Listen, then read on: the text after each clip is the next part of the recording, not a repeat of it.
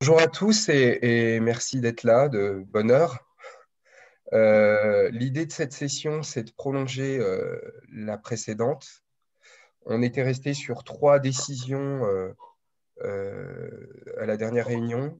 Le premier, la première, c'était que vous aviez tous souhaité vous mobiliser sur le premier thème qui était la dynamique territoriale des points de vente et vous mobiliser davantage sur les interviews des points de vente en territoire. Donc, je vais y revenir. On va juste faire un petit point rapide.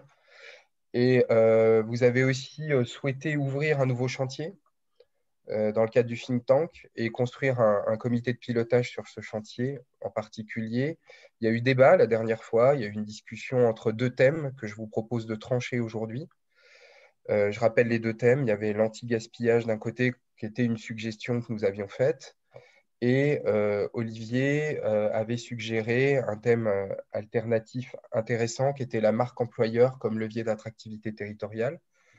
Donc, comme on est dans un exercice démocratique et que le think tank est avant tout un collectif, un groupe de réflexion, le plus simple, c'est de profiter de cette session, c'est ce qu'on s'était dit, pour choisir le thème qui remplira les suffrages et qui remportera les suffrages et qui permettra de mettre en place un deuxième chantier après la dynamique territoriale avec vous.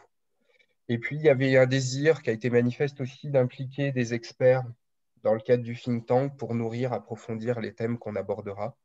Donc voilà, c'était un peu les trois décisions qui étaient celles de la dernière fois. Comment va se découper cette session? On va faire un petit point rapide sur le premier thème. Je vais rappeler les enseignes qui sont d'office membres du comité de pilotage, en l'occurrence celles qui ont déjà mobilisé des points de vente et qui participent activement à l'idée de ce guide de la dynamique territoriale. Et après, on abordera tout de suite et on passera la grosse majorité du temps de cette session sur le choix du deuxième thème et sur l'exploitation de ce thème qui sera retenu. J'espère qu'on va trancher et que vous allez pouvoir trancher. Et on validera aussi un comité de pilotage. Et pour les prochaines étapes, on verra à quel rythme on se réunit sur les deux comités.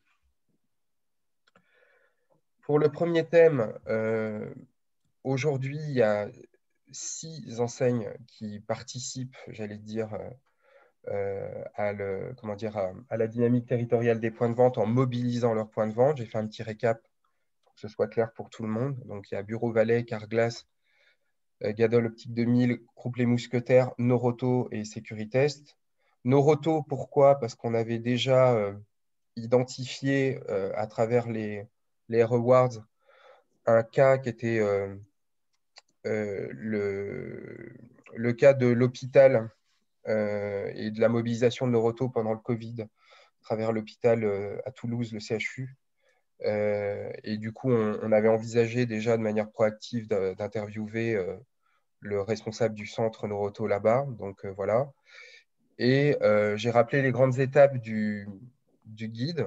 En l'occurrence, le guide a pour vocation, je rappelle que le guide est un complément du guide commerçant responsable, ce guide-là sur la dynamique territoriale, et que l'objectif, c'est de le publier en juin, et que les sessions d'interview des responsables de points de vente sont ouvertes, mais on aimerait bien pouvoir, alors c'est ouvert jusqu'à un certain point, et l'idéal, ce serait que mi-avril, on ait déjà soldé, j'allais dire, l'ensemble des témoignages et des interviews. Aujourd'hui, il y en a déjà 3 qui ont été réalisés en février. Il y en a une qui est prévue la semaine prochaine avec Carglass. Il y en a 5 qui sont à préparer puisqu'on a discuté avec vous, notamment avec Olivier sur un point de vente supplémentaire à Bourg-la-Reine. Noroto, j'ai parlé de Toulouse. Bureau Vallée, je me demande si on n'a même pas plus que 2. On vient d'en parler avec Maxime en début de séance. Et je crois que Florence, vous aviez proposé d'en faire au moins un, voire peut-être 2. Donc, Oui, oui, effectivement. Hier, on s'est entretenu avec Diane. M'a demandé de rentrer en contact avec une personne, mais bon, enfin, il y a 2 autres personnes qui doivent être d'accord. contactées, hein. Diane, normalement, Charlie a dû vous mettre en rapport avec Sabrina Robin et Hélène Boudet. Je ne sais pas où est-ce que ça en est. Alors, j'ai pas encore eu les contacts, mais oui, j'en ai parlé avec Charlie, oui. Super. Et Maxime, je ne me trompe pas, mais il y a deux, trois, ou je ne sais plus à combien vous en êtes en termes d'identification. Il y en a deux sûrs, peut-être trois. Ok, Tout dépend des étapes, puisqu'il y en a un sur la construction d'un bâtiment responsable et ouais, ça je me souviens, en en éco-conception. accord avec les politiques et le développement de la zone, mais enfin, en fonction du temps qu'il pourra accorder aussi, puisque il est sur deux magasins aujourd'hui. Donc, Ok. ce sera en fonction de ça. Mais je en ai parlé avant-hier et il était plutôt emballé. Bon, déjà, si on arrive à faire ça, on aura déjà 11, 12 euh, portraits, ce qui sera super déjà.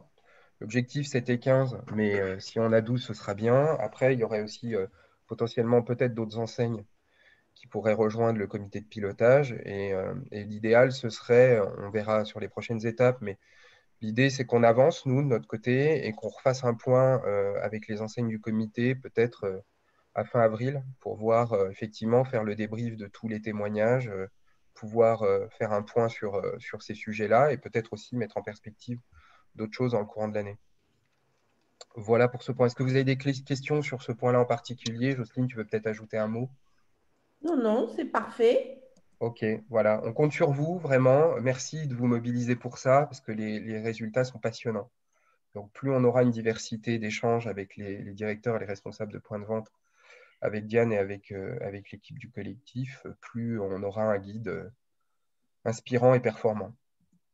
Sur le second thème, je rentre un peu direct. L'idée, c'est de trancher, comme je vous l'ai dit, et l'idéal pour trancher, euh, c'est de pouvoir effectivement reprendre des critères de décision, parce qu'on était un peu resté là-dessus la dernière fois, et peut-être de remplir cette matrice qui est juste une aide, hein. Après, si vous avez déjà des idées ou des choses à dire sur ces deux thèmes, évidemment, l'espace est libre pour en parler, mais je trouvais ça bien, et avec Jocelyne et avec Diane, on trouvait ça bien de mettre en perspective les critères de décision qui comptent par rapport au sujet du think tank, qui est commerçant responsable et territoire, et de prendre ces 5 premiers critères, il y en a peut-être d'autres auxquels vous pensez, les pondérer et noter à chaque fois les thèmes qui sont en face pour voir effectivement lequel, c'est pas un concours, c'est juste pour trancher entre vous, quel thème serait le plus, j'allais dire, intéressant, performant, indiqué pour pouvoir travailler et créer un chantier finalement autour de ce thème-là.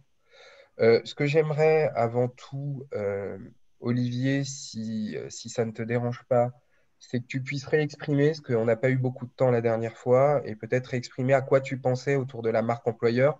Je l'ai noté exactement comme tu l'as dit, avec la marque employeur comme levier d'attractivité territoriale, mais peut-être que tu pourrais, par rapport à l'anti-gaspillage, euh, faire un point sur ce à quoi tu pensais en ayant donné ce thème la dernière fois.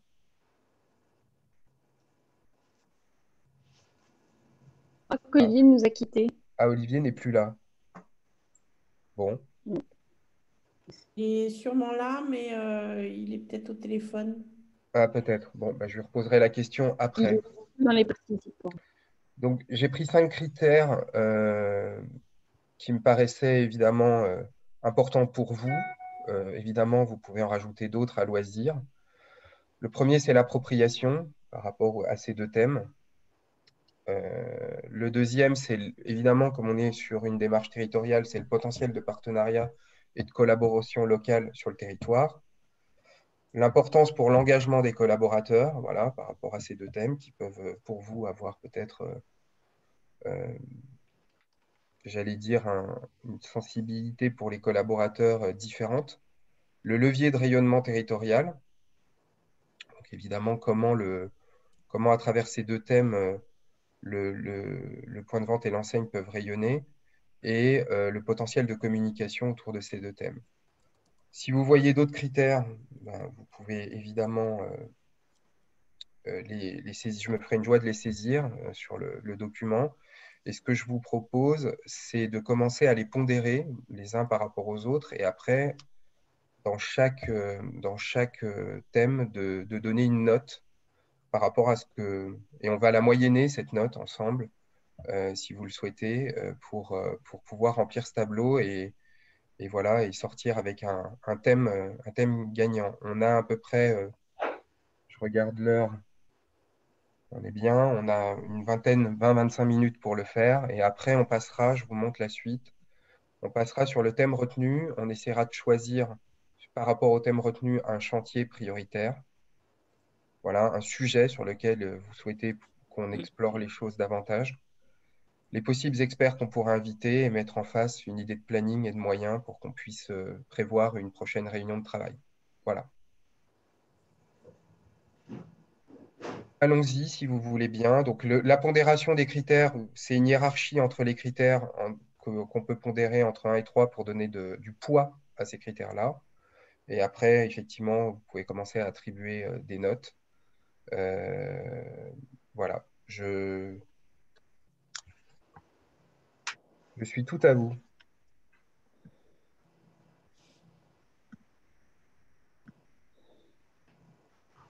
Ou alors, vous avez déjà une idée qui est très convergente. Vous voulez qu'on le fasse chacun Ou qu'on vous envoie nos notes et puis comment on fait? On peut le faire maintenant. Moi, je prends en note ce que vous me dites et après, on fera une moyenne. Je n'ai pas fait de mural pour cette fois parce que on n'est pas très nombreux, on peut le faire à l'échange. Ouais, je pense que vous pouvez le faire à l'échange. Oui, bien sûr. C'était plus simple en fait. Allons-y, qui démarre? Alors moi, je veux bien dire juste que en fait, j'ai une préférence pour l'anti-gaspillage parce que, en l'occurrence, ça viendrait en accord avec tout ce qu'on essaye de mettre en place et sur le recyclage, les déchets plastiques, etc. Mais, et en même temps, je trouve que l'idée effectivement de la marque employeur est intéressante, mais n'est pas forcément évidente à traiter par tous. Tous les directeurs de magasins ou tous les gérants ne sont pas toujours habiles sur cette thématique-là et parfois n'arrivent pas à raccrocher correctement les choses. Mais ça, c'est ma vision avec mon réseau. Voilà. Super. Maxime de Bureau Vallée, effectivement, je suis en accord avec vous. Tous nos franchisés ne sont pas sur la même conviction autour de ce thème. C'est vrai que l'anti-gaspillage est plus global, en tout cas, pour nous aussi. Côté Carglass, c'est plutôt l'inverse, histoire de mettre un peu d'huile sur le feu. Et bonjour, après, Delphine. sur la pondération, elle n'est pas évidente. Moi, j'ai une question avant de mettre des numéros sur vos attentes entre potentiel de partenariat et de collaboration locale et levier de rayonnement territorial. Ouais, on peut les… Parce que je trouve que c'est un critère qui est clé parce que il faut aussi qu'on choisisse les thèmes par rapport à ce qu'on veut en faire, égale être acteur sur les territoires. Ouais. Donc, je me dis qu'il faut qu'il y ait du potentiel suivant les thèmes et que ça puisse rayonner. Donc, je les aurais bien regroupés. Et pour moi, ça fait partie des points clés. Enfin, ça serait l'item clé puisqu'on est dans un think tank territoire. Donc, s'il n'y a pas de levier sur le territoire, je pense que c'est un peu dommage. Pas juste. Salut Olivier. Oui, j'étais. Olivier. On t'a grillé. T'es parti au moment de la question d'Éric. Non, j'étais coupé. Vraiment. Est-ce que tu as entendu ce que j'ai dit, Olivier, ou pas du tout? Je vois le tableau que je comprends très bien. Voilà. En fait, c'est toi qui avais donné le sujet. Le potentiel sujet très intéressant et alternatif de l'anti-gaspillage la dernière fois. C'est pour ça que tu vois ce tableau et que j'imagine que tu le comprends parfaitement. Je voulais juste que tu réexprimes, comme tu avais donné l'idée la dernière fois, ce que tu pensais par rapport au thème de la marque employeur, s'il te plaît. Tu l'as de toute façon, attends, j'ai vos images devant, mais tu as mis entre parenthèses les éléments importants qui sont aujourd'hui le manque d'attractivité de nos métiers sur le territoire, on le sait, pour nous en particulier dans l'alimentaire, c'est catastrophique. C'est une débauche d'énergie pour trouver des candidats. Alors, il y a plein de choses qui vont pas. C'est la filière complète. C'est l'éducation, la formation, le fait de donner envie à des jeunes de venir travailler dans la grande distribution. Mais l'image de la grande distribution vente alimentaire, elle est quand même très, très détériorée aujourd'hui. Je veux dire, je donne toujours cet exemple d'un adhérent qui me disait qu'il avait une FNAC et un Intermarché, puisqu'on a un partenariat avec la FNAC. Il a eu 10 fois plus de candidatures pour la FNAC par rapport à l'Intermarché. Voilà, c'était l'expression territoriale très, très claire. Les jeunes préfèrent aller vendre du livre et du disque d'aller vendre des fromages et des poissons, c'est clair. Donc, nous, on a une grosse problématique au niveau de l'âge.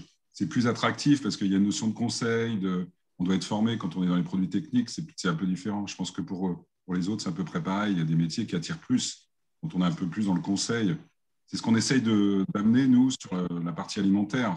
Moi, j'ai travaillé, avant d'aller chez Intermarché, je travaillais sur ça, sur comment rendre la vente de fromage attractif et comment donner de la connaissance à quelqu'un qui vend du fromage. Ce n'est pas que vendre un prix, c'est aussi vendre une histoire, un terroir. Voilà, il y a tout un... Bon, ça a été complètement perdu. On avait des écoles, on les a fermées. Voilà, donc il y a plein de choses qu'il faut refaire. Parce que mais tous en parler à 10 adhérents chez nous, ils ont tous des problèmes de turnover. Ils ne gardent pas leurs collaborateurs. Il y a un problème de salaire aussi, de motivation aussi, sur la grande distribution. Voilà, c'est pour ça que je l'avais mentionné. Mais bon, après, si tout le monde n'adhère pas, je n'ai pas de souci. C'est un sujet. Non, mais... C'est très partagé, là. Ouais, c'est très partagé. D'accord. Donc, en fait, la problématique, c'est qu'on... Enfin, en tout cas, pour l'instant, du think tank, c'est de ne pas pouvoir traiter... Pardon, Florence? C'est les mêmes problématiques que Olivier, la difficulté de recrutement. Attends, on n'a pas eu le début de ta phrase, Florence. Tu parles à...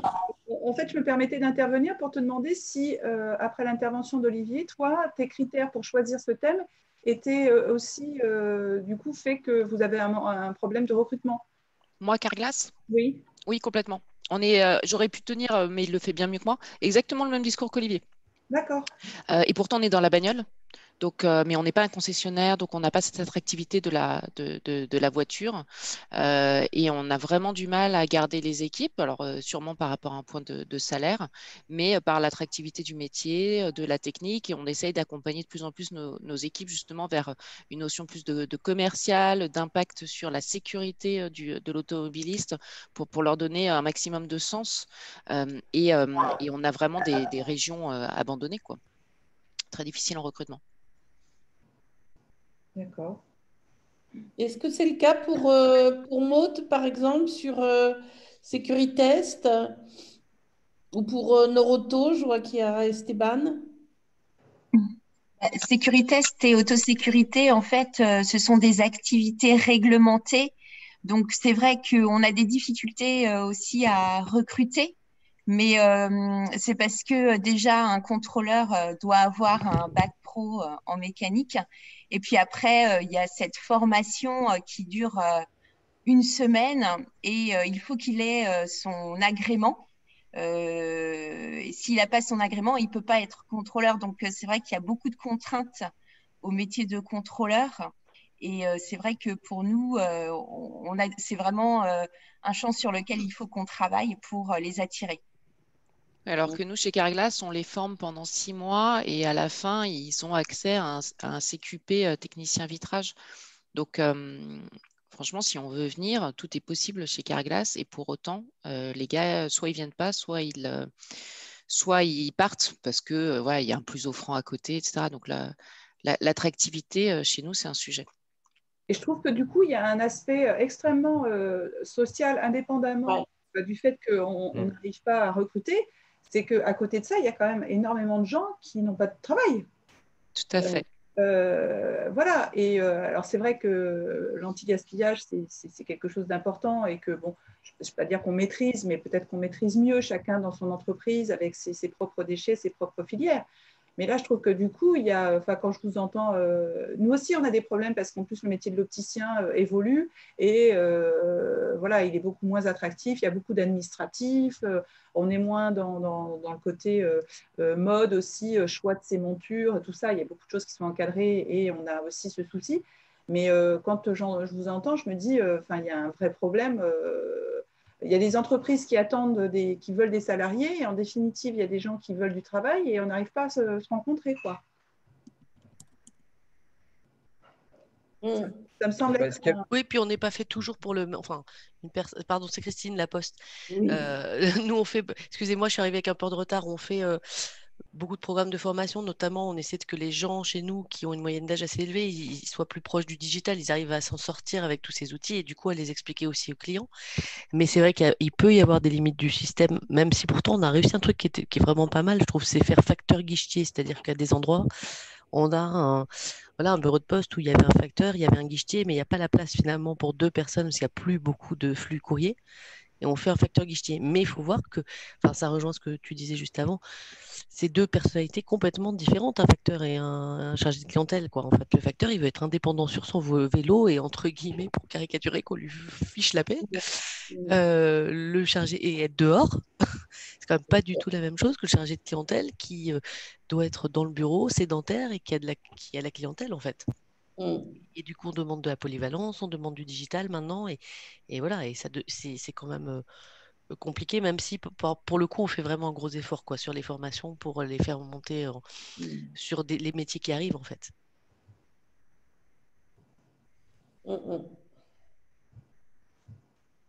Je fais juste une remarque, ce que disait Olivier la dernière fois, c'est effectivement, on en avait parlé quelques minutes, c'est qu'il y a beaucoup plus de réglementation sur l'anti-gaspillage, donc il y a effectivement pas mal de lois, du coup la loi est ressortie, la loi sur l'anti-gaspillage et l'économie circulaire est ressortie fin janvier, mais il y avait déjà pas mal de réglementations qui faisaient qu'il y avait un cadre.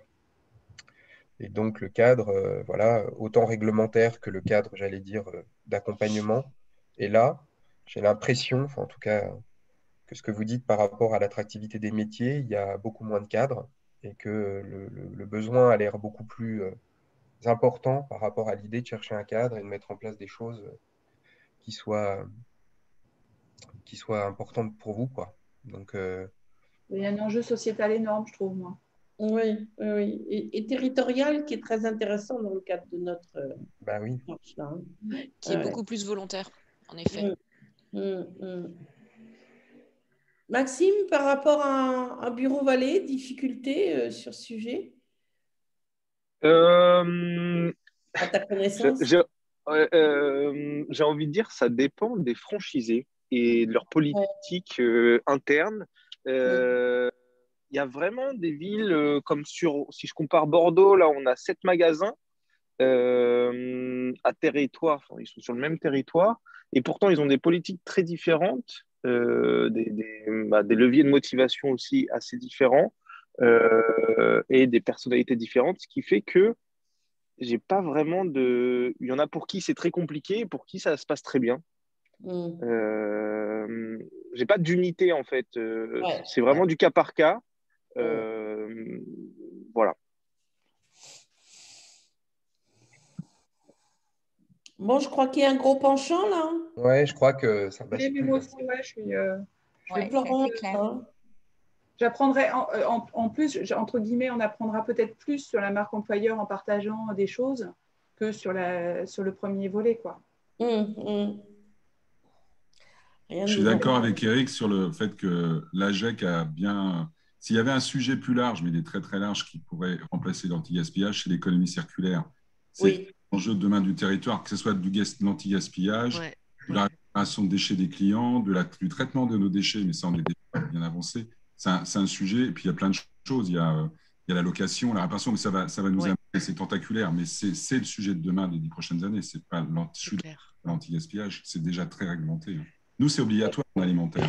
En fait, c'est assez paradoxal parce que c'est hyper réglementé, mais quand tu regardes vraiment dans le code de l'environnement, moins de 500 kilos, ils ne sont pas obligés de se déplacer. Donc, en fait, pour les petits sites, c'est très réglementé. Dès que tu es gros, ça va, tu as des gros acteurs et tu as de la collecte, mais dès que tu es tout petit, voilà, ils se cachent derrière le 500 kilos, en fait. Et je trouve que mais on sait que demain, demain, c'est le truc de demain, ouais.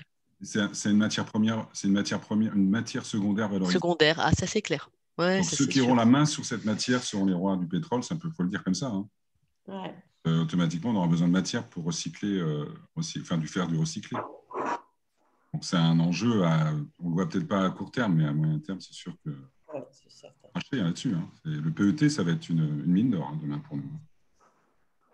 On doit tout recycler. Tout le PET doit être recyclé dans 10 ans. Donc ça va bien au-delà de la réglementation. C'est un enjeu économique très fort. Mais c'est Et sûr. de redynamiser oui, le territoire avec des nouveaux métiers, etc. Mais c'est vrai qu'il y a l'enjeu de la collecte. Alors nous, bon, c'est vrai qu'avec les facteurs, on a quand même un levier, mais il y a l'enjeu de la collecte parce que le CO2, tu ne vas pas dans le tout petit truc au fond d'Aurillac, alors que tu vas aller sur la grande surface prendre les cerclages de presse, le papier, le carton, parce que c'est une grosse surface et qu'en une seule fois, tu prends tout, quoi.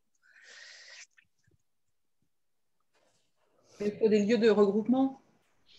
Ouais, et après, c'est voilà, les lieux de regroupement. Bon, en particulier, il y va sans doute. En professionnel, déjà, c'est plus compliqué. Et c'est payant. Oui, oui. Ouais, il faut des lieux de regroupement, il faut des points d'apport volontaires intermédiaires, en fait. Ouais, c'est comme les poubelles dans les bureaux. Ouais, non, c'est puis les petites surfaces, les petits francs-prix, les petites surfaces, les petites qui peuvent avoir quelque chose d'intermédiaire. Parce que ça prend aussi de la place dans un petit établissement, tout ce tri. Hein. Ça, faut avoir un super back-office pour loger tout ça et le garder un certain temps. Bon, du coup, on fait quoi?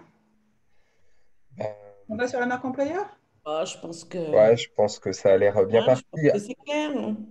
Après, il y avait aussi, moi, enfin, voilà, j'ai pas forcément votre expérience, mais j'avais commencé à regarder les potentiels chantiers aussi, parce que derrière, il faut que vous arriviez à atterrir sur un chantier commun.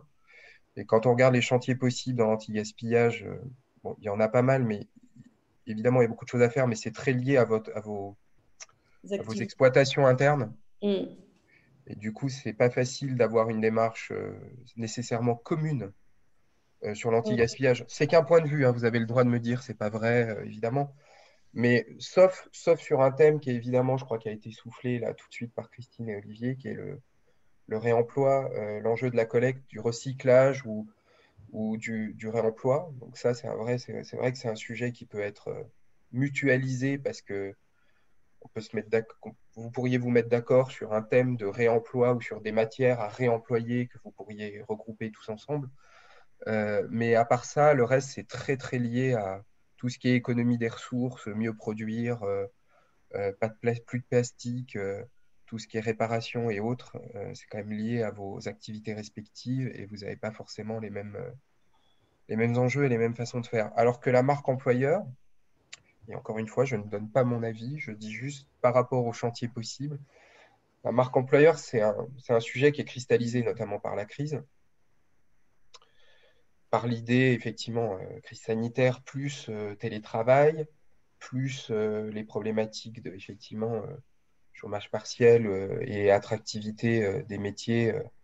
Voilà, mais il y a des sujets dans le sujet. Il y a le sujet du digital, voilà, qui est un vrai sujet par rapport à la marque employeur. Il pourrait y avoir les sujets, évidemment, de communication, les événements qui n'ont plus lieu en ce moment et qui sont importants dans l'exploitation de la marque employeur, que ce soit des événements type salon, foire ou des événements internes, ce que vous faites les uns les autres quand vous faites du team building ou des choses comme ça.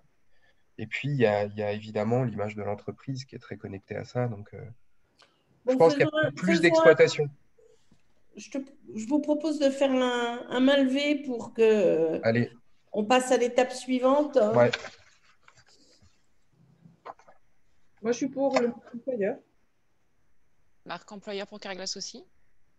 Oui, Pour Sécuritest aussi. Hein. et pour Mousquetaire aussi. Oui, oui, ça nous va bien. Parfait. Maxime? Du coup, marque employeur. Stéphane? Non, mais je pense que je suis en train de réfléchir en même temps que vous parlez et on a effectivement des sujets dans les grandes villes. En fait, c'est surtout dans les grandes villes pour nous, mais on arrivera forcément à s'inscrire dans la dynamique de l'ensemble du groupe sans problème. Bien sûr. Allez, à juger. Allez, j'ai pas de marteau, mais on fait comme. Ouais. À juger. Alors maintenant,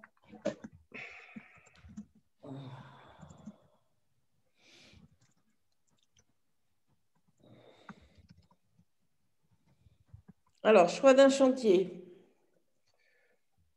Chantier prioritaire, quel serait-il?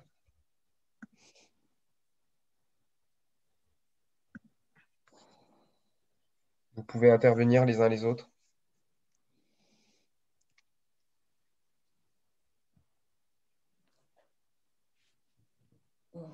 Par quel bout de prendre?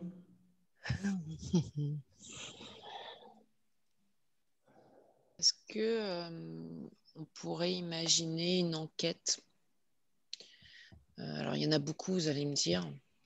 Mais au final, je me dis, en fait, c'est quoi notre problème en tant que marque employeur? C'est dans quelle mesure on répond aux attentes des jeunes. Donc, déjà, quelles sont leurs attentes? Parce qu'après, dans la construction, moi, par exemple, je reprends chez Carglass, mais franchement, si tu as envie de travailler, tu trouves un métier chez Carglass, hein. En tout cas, tu peux être technicien chez Carglass parce que tu viens avec tes mains et ton envie de travailler. On te forme, on t'explique tout, on t'accompagne, on t'évalue, on te remet dans une formation si besoin. Si tu as envie de travailler, c'est impossible de ne pas y arriver. Et que tu es un peu manuel, on va dire. C'est impossible de ne pas y arriver. Donc, est-ce que le premier choix serait d'un peu mieux comprendre pourquoi ça ne marche pas? Ce serait peut-être un premier démarrage. Et après, aussi dans ce questionnaire, quelles sont les clés de succès en fait pour une entreprise? Alors, on n'a pas tous les mêmes tailles, mais pour une entreprise, est-ce que c'est leur demander la pondération? Est-ce que c'est l'intérêt du poste? Est-ce que c'est la flexibilité? Nous, les équipes travaillent le samedi. C'est un des points qui nous est pas mal remonté quand les équipes vieillissent.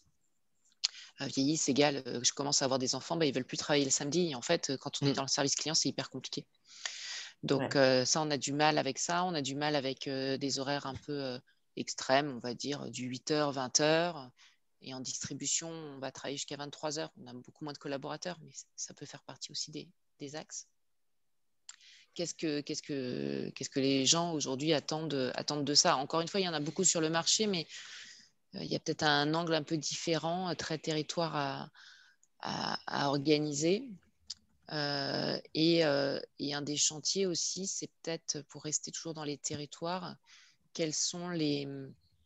c'est très mal dit, mais quels sont les approvisionneurs de CV très territoriaux? C'est-à-dire que je vais pas chercher en centrale des collaborateurs, je veux vexer personne, mais dans la Creuse, qui est un exemple assez classique, parce qu'il y a beaucoup moins de monde et c'est hyper compliqué. Quels sont dans les différents endroits, peut-être les endroits névralgiques de difficulté, quels sont les acteurs locaux qui pourraient accompagner les marques employeurs et quels partenariats tisser? Oui, ça c'est bien, les acteurs locaux, effectivement se rapprocher des écoles, des CCI, enfin de tous des sociétés d'intérim et tout ça en fait. C'est vraiment. Et je parle des endroits potentiellement un peu vides, mais il y a aussi l'Île-de-France qui a un vrai focus. Je ne sais pas si c'est partagé par les autres enseignes autour de l'écran, mais l'Île-de-France est un vrai sujet dans le turnover. Nous aussi, pour l'Île-de-France, pour le coup, Bureau-Vallée, pardon, c'est un vrai sujet, par contre.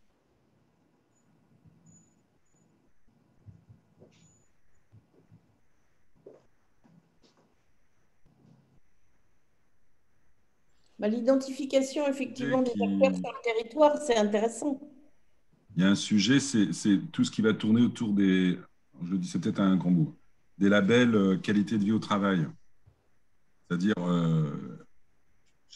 je pose le point, ne m'écris peut-être pas, Eric, hein, c'est juste. Non, mais c'est juste pour ne pas oublier, mais après on le reformulera. C'est des pistes. C'est-à-dire s'engager dans une démarche où on a une démarche construite alors, je pas le terme bien-être ne me convient pas aujourd'hui. On parle plutôt de qualité de vie qui passe par nous. Moi, j'ai cinq éléments qu'on essaye de travailler dans le management de ce sujet-là. C'est le management, l'organisation, les outils, la formation et le contrôle. Et ça doit déboucher normalement sur un système de management et de prévention des risques de santé et sécurité. Je pense que Delphine, dans ton métier, comme nous, pas nous, alors ce n'est pas des traumatismes graves, c'est des fréquences importantes. C'est le problème de la grande distribution. C'est qu'on fait partie des deuxièmes générateurs de le TMS. Hein. TMS, oui, c'est ça. Le bâtiment étant le premier, il a été traité par des mesures assez strictes. Maintenant, la grande distribution est sous surveillance. Nous, on a des CARSAT, un programme, là, je suis tout à l'heure encore, un programme qui s'appelle TMS Pro, ciblé sur nos 150 points de vente qui sont dits à risque de TMS. Et grâce à ça, on va développer une démarche plus large de prévention. Donc, et demain, le label, je pense qu'il y aura des labels qui vont valoriser, et Jocelyne, je te le dis, le label commerçant responsable a pris en compte ce point-là, et c'est très bien parce que ça va nous aider aussi à faire progresser les points de vente sur ce sujet-là. Donc, je ne sais pas, est-ce qu'il n'y a pas un sujet autour du label, peut-être pas du label, mais de la démarche de prévention du risque. C'est sûr, c'est un peu toujours dans la contrainte et l'exigence. Il faut le tourner positivement, ce sujet-là. Donc, ça devienne un marqueur de la marque employeur. Bon. Il y a le label qui est clé, une forme de labellisation, mais je pense que ça s'apparente aussi à la communication.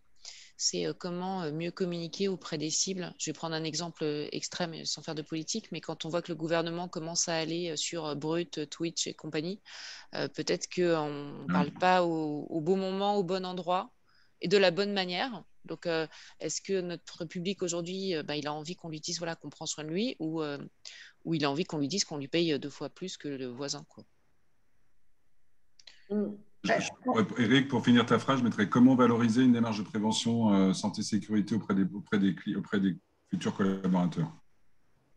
Et ce qui fait qu'on peut dire, voilà, chez moi, vous pouvez venir, il n'y a pas que le salaire, il n'y a pas que ça, il y a chez nous, voilà, vous êtes pris en compte, il y a un dialogue. Je ne sais pas, honnêtement, Olivier, je ne sais pas si c'est ça qui fait qu'à un moment donné, tu as envie de rentrer chez Intermarché, Carglass ou au Petit 2000. Enfin, au Petit 2000, c'est encore, en l'occurrence.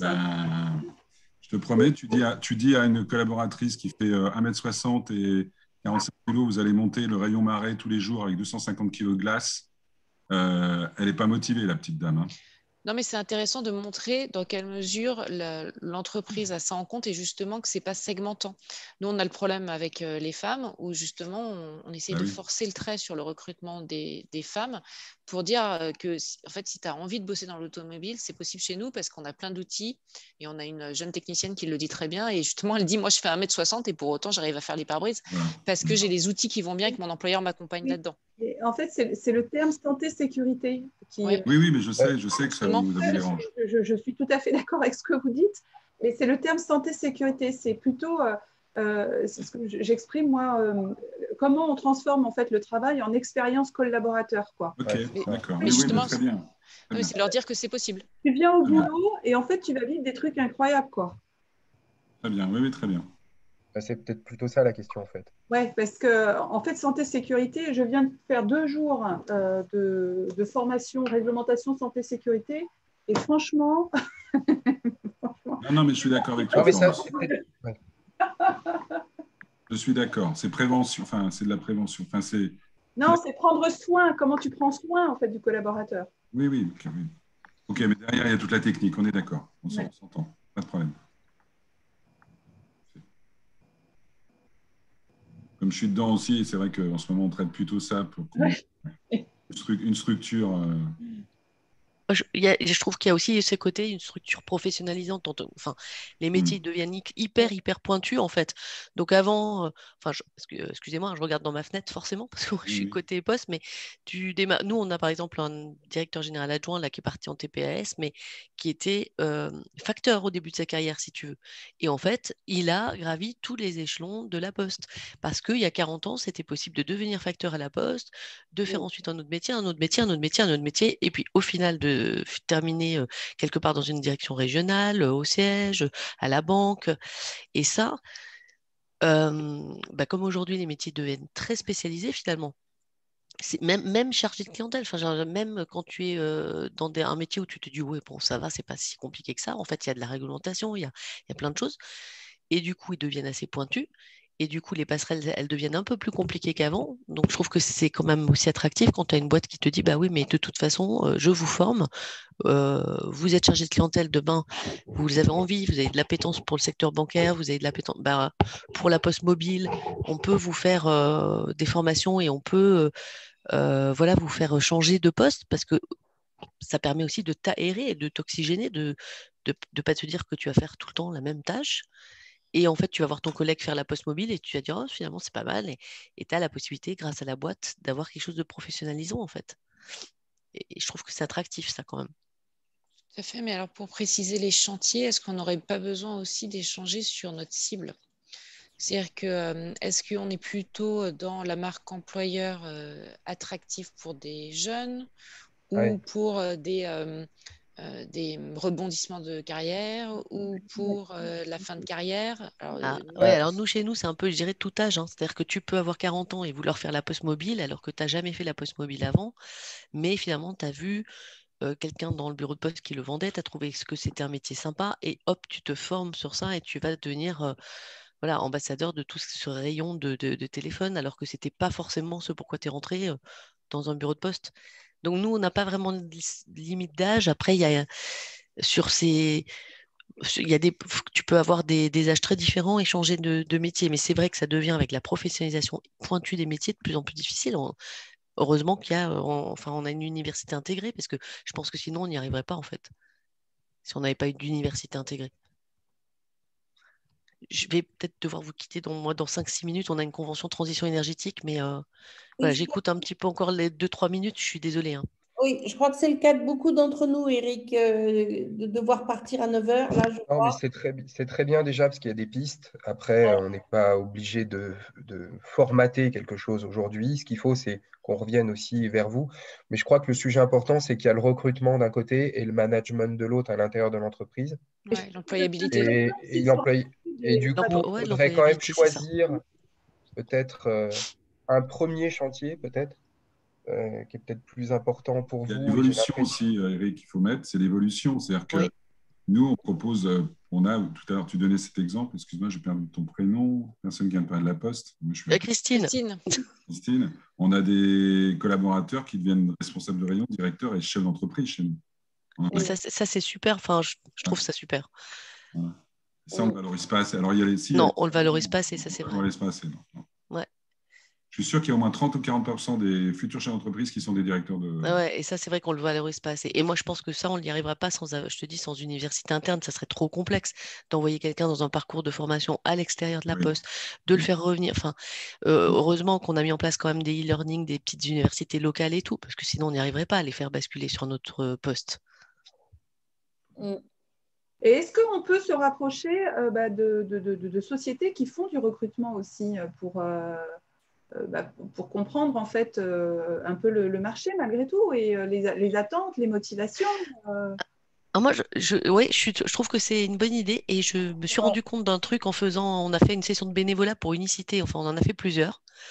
Et je me suis rendu compte aussi que les jeunes, ils ne savent pas forcément aussi ce qu'on met derrière telle ou telle sémantique, en fait, telle ou telle fonction. Et à un moment donné, j'avais bien envie de proposer à Unicité, on pourrait vous faire peut-être des petites vidéos pour vous dire, voilà, en 2 minutes, c'est quoi l'assistante sociale qui est le bureau à côté de moi, voilà, c'est quoi ton job, une journée type de assistante sociale en vidéo, parce que comme en fait ils n'ont pas cette approche, enfin ils n'ont peut-être pas envie, la nouvelle génération, d'aller lire des fiches de poste qui font 3 pages, etc. Non, mais ils ont envie d'avoir quelque chose de ludique, tu vois. Voilà, de ludique, ouais. Ils veulent une petite vidéo. C'est ça. Quelque chose qui te dit facilement, t'éclaire rapidement sur le métier et qui te donne envie en fait. Il faut faire sur Insta, quoi. On l'a fait pour nos principaux métiers chez Carglass et c'est vrai que c'est quand même bien attractif. Moi, je trouve qu'entre la fiche de poste et la petite vidéo de la personne qui dit voilà, mon quotidien c'est ça, de X ou Y, c'est comme ça n'a rien à voir, quoi. C'est clair. Ça peut faire partir des experts à inviter, Eric. Ouais.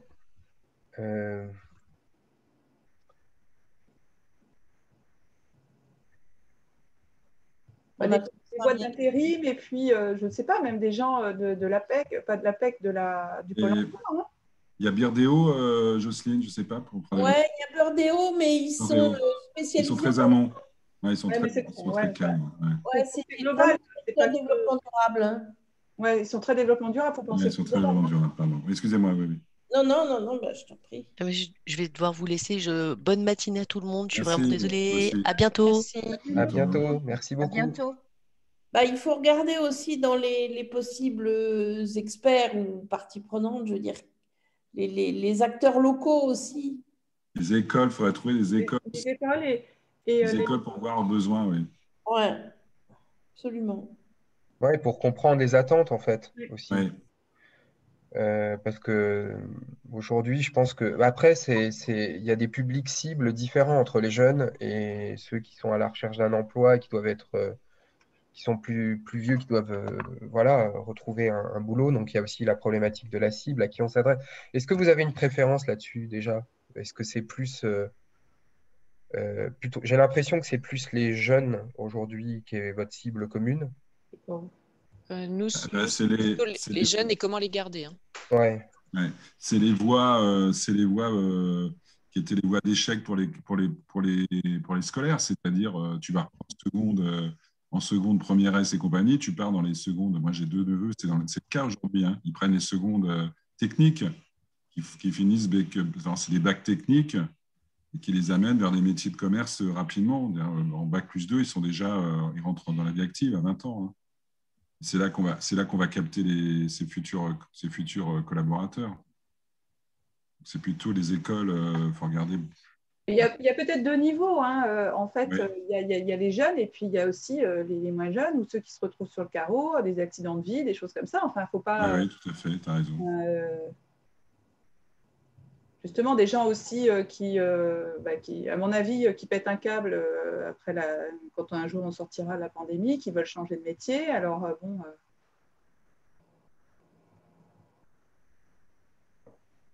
Qui vont se retrouver, qui veulent beaucoup se retrouver en province, manifestement. Hein. Si ça se trouve, il va y avoir une désaffection de la population en Île-de-France, hein, parce qu'on voit bien quand même qu'il y a beaucoup de gens qui partent en province. Hein. Je ne sais pas s'ils resteront, mais...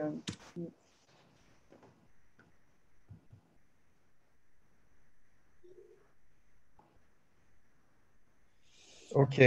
Bon, c'est déjà des belles choses là à faire valoir. Après, il faudra les hiérarchiser. On va pas le faire aujourd'hui, mais on va déjà se faire un compte rendu là-dessus et essayer de mettre ça en perspective avec des idées. Et l'idée, ce sera de commencer par une première pierre et après aller vers les autres. On essaiera de créer un chemin sur ces sujets-là. Et je pense que ça peut être super intéressant de commencer à faire intervenir des gens, faire un casting. Commencer peut-être par une cible, peut-être la cible des jeunes au départ et aller vers la cible, entre guillemets, précarisée ou en recherche d'une nouvelle vie après, si ça vous va, et étaler ça dans un planning qui fera vivre ce chantier-là tout au long de l'année, si ça vous va. Ouais. Bien. Et on met en perspective, à l'issue les moyens nécessaires pour mettre en place, comme disait Delphine, soit effectivement les rendez-vous d'experts, évidemment, qu'on pourra faire venir, les témoignages, mais peut-être aussi s'il y a besoin de faire une enquête ou quelque chose, voir comment on s'y prend pour la faire de manière mutualisée, essayer de lancer quelque chose avec je sais pas, par exemple, un institut avec lequel on pourrait faire une enquête ou faire des choses comme ça, lancer des chantiers comme cela, je pense que ça peut être hyper intéressant, avec des questions bien précises, des choses qui correspondent à vos attentes. Et puis aussi partager de la nourriture, c'est-à-dire recenser aussi des publications, des choses que vous pouvez aussi partager, lire. Voilà, c'est aussi ça le think tank, c'est de faire de la veille. Donc ramener des choses que vous pouvez partager ensemble et avoir peut-être des études existantes que vous pouvez lire, des résultats d'études qu'on peut trouver et partager tous ensemble. Voilà, déjà, je pense que c'est un bon programme, si ça vous va. Super. Parfait, merci beaucoup. Parfait, ouais. On fait un compte Très bien. rendu dans ce sens-là et puis on commence à se mettre au travail. Sur les prochaines étapes, voilà, hein, sur le thème 1, la mobilisation continue sur les interviews. Je vous propose, si tu es d'accord, Jocelyne et Diane, une réunion fin avril pour faire le point sur les interviews et la publication. Comme ça, on refait un petit comité à ce moment-là, une fois qu'on aura nos 12 ou nos 15 témoignages. Et une prochaine réunion de travail du comité de pilotage sur le thème de la marque employeur, puisque ça a été tranché aujourd'hui, à mi-avril, si vous êtes OK. Oui. OK. Ça vous va? C'est parfait. On peut bloquer la date. La réunion de restitution sur les interviews, on la fera peut-être élargie. Ouais, parfait. On peut bloquer une date de principe là, pour le mois d'avril, parce que c'est 8 heures, ça va. Si c'est 8 heures, ça peut aller. Après, ça va être indécent de vous demander 7 heures, hein, je pense, mais bon. Bah non, je ne peux pas 7 heures, je suis au boulot à 7 heures. Hein. Je te confirme. Avec les enfants, c'est toujours possible. Hein, mais bah, j'en ai plus. Je t'en prête un. Le 21, par exemple, non? Le 21, non 21. Ouais, le 21, je regarde. Le 21, 8 heures. Oui, très bien. Delphine. Je signe. Parfait. Je rentrerai du footing. Ah, tu vois, parfait, bravo. Diane, c'est bon avec les autres je suppose, on ne se télescope pas sur un gros atelier. Pas si vous m'entendez? 21 avril, on se télescope sur un atelier. Non, c'est bon? Oui. Parfait. Alors, 21 avril, 8 heures. Hein. Et puis, pour la restitution guide, on regardera, on collera peut-être ça à un Green Day. Ok, super. Merci. Ok, très bien. Merci beaucoup. Merci beaucoup. Vous serez là. Merci, au revoir. Vous serez là pour EPLC